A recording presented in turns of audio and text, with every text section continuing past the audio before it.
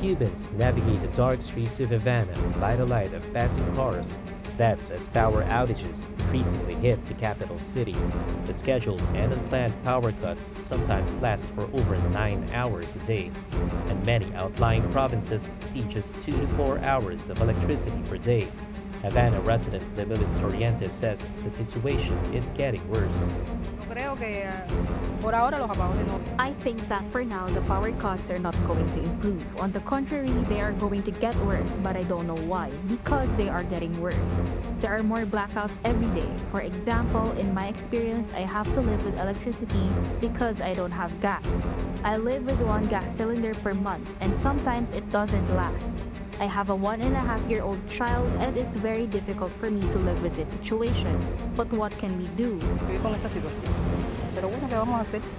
Cuba's government blames the power outages on decrepit infrastructure, damage from Hurricane Melissa, and fuel shortages.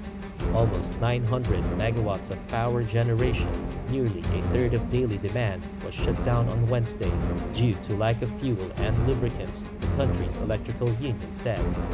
The communist-run island relies on imported refined products to meet demand. U.S. sanctions and a deep economic crisis have for years made it impossible for the government to buy enough fuel, forcing a growing dependence on allies. But in the first 10 months of this year, Cuba's imports of crude and fuel fell more than a third compared with the previous year, as key allies Mexico and Venezuela slashed supplies. That's according to shipping data and documents seen by Reuters. Cuba's oil imports from Mexico declined to 5,000 barrels per day, a 73% fall from in the same period of 2024.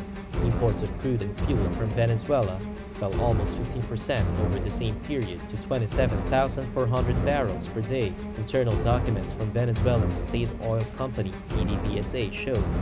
Mexico and Venezuela are both dealing with output limitations and do not have much spare capacity to offer to Cuba. Their lower availability, coupled with Cuba's struggles to pay for purchases on the spot market, has put a ceiling on the country's fuel imports. Russia, a supplier that has helped Cuba in past crises, has only sent a couple cargoes of Urals crude this year, in line with last year's supply, the data also showed. PDVSA, Mexico's state oil company Pemex, and the information ministries of Cuba and Venezuela did not reply to requests for comment.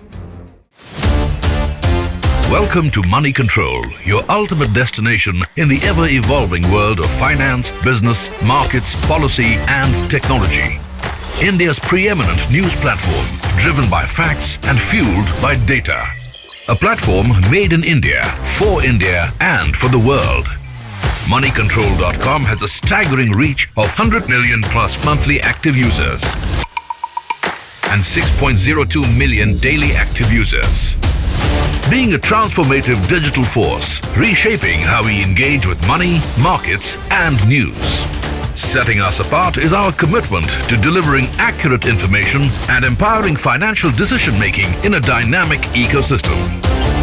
Seeking a deeper dive into the financial realm, we present Money Control Pro, a powerhouse of exclusive insights, providing actionable investment ideas and expert analysis. Because in today's fast-paced world, informed decisions demand both information and expertise. And we have 1 million plus Money Control Pro total paid subscribers and 100% return in 1.5 years, beating the market. Explore market trends, access expert opinions, and utilize essential financial tools all at your fingertips. Join the millions who trust moneycontrol.com for their financial journey, where facts meet finance and data drives decisions. Think markets, think Money Control.